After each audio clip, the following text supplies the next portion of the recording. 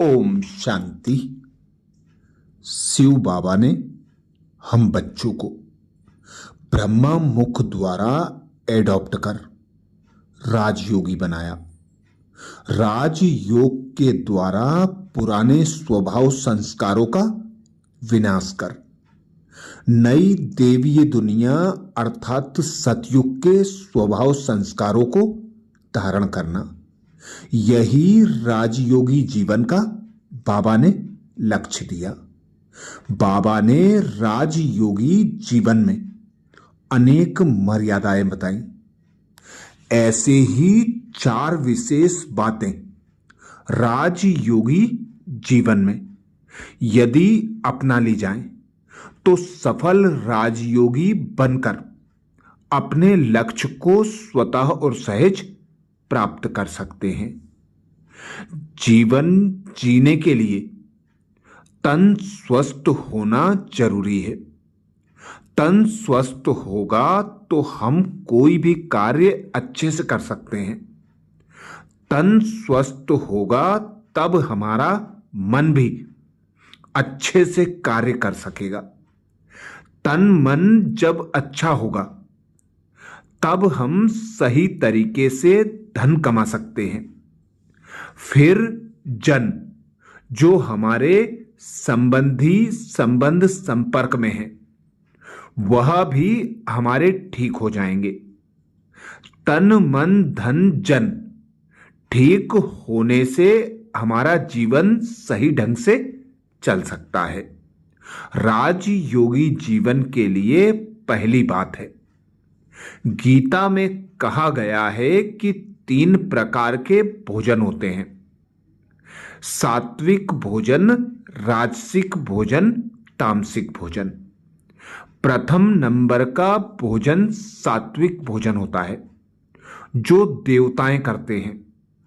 भोजन प्रक्रिया में कोई हिंसा नहीं होती। देवताओं को कभी प्याज, लहसुन या मीट अर्थात मांस, मदिरा अर्थात शराब आदि का भोग नहीं लगाया जाता। नॉन वेज, मांस, मछली, उग्र वास वाले खाने में ऐसे हिंसक वाइब्रेशंस होते हैं जो एक ध्यान योगी की साधना पर बुरा असर डालते हैं, क्योंकि जैसा अन्न वैसा मन। तो सबसे पहली बात, हमारा भोजन सात्विक होना चाहिए।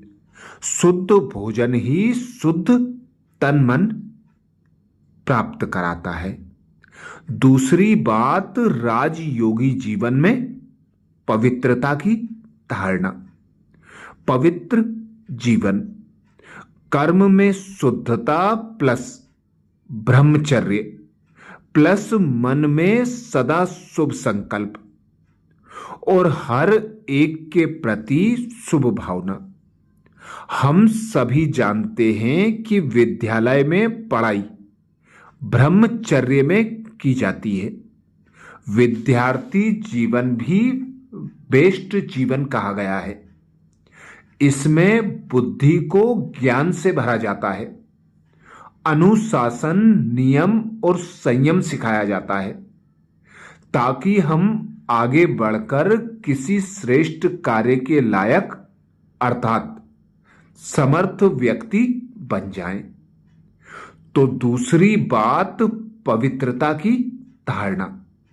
पवित्रता बाबा कहते केवल ब्रह्मचर्य नहीं है, तन मन धन सबकी पवित्रता हो। संकल्प, बोल, कर्म, संबंध संपर्क की पवित्रता ही राजयोगी जीवन का आधार है। विद्यार्थी जीवन नया सीखने की लाइफ होती है और पवित्र गृहस्थी जीवन में ही देवताओं का गाया जाता है। राजयोग में भी राजयोगी साधक बहुत ऊंचा लक्ष्य रखता है, अर्थात देवताओं समान दिव्य गुण और संस्कार हमारे जीवन में धारण हो जाएं, नेचुरल नेचर बन जाएं। यही लक्ष्य होता है। साधक जब यह ऊंची ईश्वरीय पढ़ाई कर आगे बढ़ने का लक्ष्य लेते हैं तो ब्रह्मचर्य को अपनाना चाहिए, जिससे आत्म अभिमान स्टेज फास्ट अनुभव होती है। विशेष याद रखने के लिए बाबा कहते हैं, पवित्र जीवन का नियम कुछ समय तक पालन करने के बाद जो दिव्य अनुभव मिलता है, उस अनुभव के आधार से ही यह धारणा सहज और आसानी से हो सकती है। अनुभव ही बदलाव लाता है। शिव परमात्मा हमें देवता अर्थात दिव्य सर्वगुण संपन्न 16 कला संपूर्ण संपूर्ण निर्विकारी मर्यादा पुरुषोत्तम संपूर्ण अहिंसक और पावन बनाने आए हैं। जीवन में अपवित्रता से ही दुख मिलता है, यह सबने अनुभव किया ही है, और अपवित्रता से ही आत्मिक शक्ति का पतन होता है। तो दूसरी बात, पवित्रता की धारणा। इस मार्ग में मन बुद्धि की ईश्वर में लगन और विचारों में पवित्रता सबसे महत्वपूर्ण है। तीसरी बात, दिव्य गुणों की धारणा। दिव्य गुणों को जितना जितना अंदर भरते जाएंगे, विशेषताएं भरते जाएंगे, उतना अंदर की कमियां अवगुण निकलते जाएंगे। जैसे किसी बकेट के अंदर गंदा पानी है, गंदा पानी निकालने के लिए नलके को दबाया जाता है। साफ पानी को प्रेशर से तेज डालने से सभी गंदा पानी निकल जाएगा और ताजा स्वच्छ पानी भर जाएगा। वैसे ही हम ज्ञान गुण विशेषताओं को अंदर भरते जाएंगे, तब अवगुण कमी कमजोरियां आदि समाप्त होते जाएंगे। तो दिव्य गुणों की धारणा के लिए सदा गुण विशेषताएं और ज्ञान का मनन चिंतन करना, उसे अपने जीवन में यूज करना, यही अवगुण कमी कमजोरियों को निकालने का आधार है। चौथी बात, संग दोष। सत्य का संग करेंगे तो परमात्मा से हमारा कनेक्शन जुड़ सकेगा। यदि सत्संग नहीं करेंगे तो हमें संग दोष में आना पड़ेगा। संग दोष ही हमें नीचे गिराने वाला होता है और संग ही ऊपर उठाने वाला होता है। तो सदा सत्य का संग करना है। सत्य एक परमात्मा है। जितना जितना हम परमात्मा के सत्य स्वरूप और ज्ञान का संग करते जाएंगे, उतना ही हमें परमात्म ज्ञान का रंग चढ़ता जाएगा।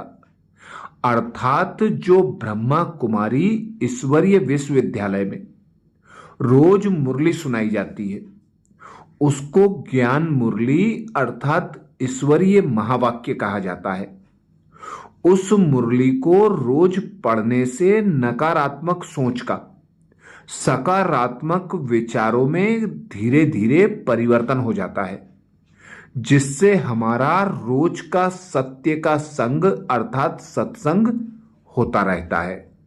तो सदा ज्ञान का मनन चिंतन करते रहना है। अच्छा, ओम शांति।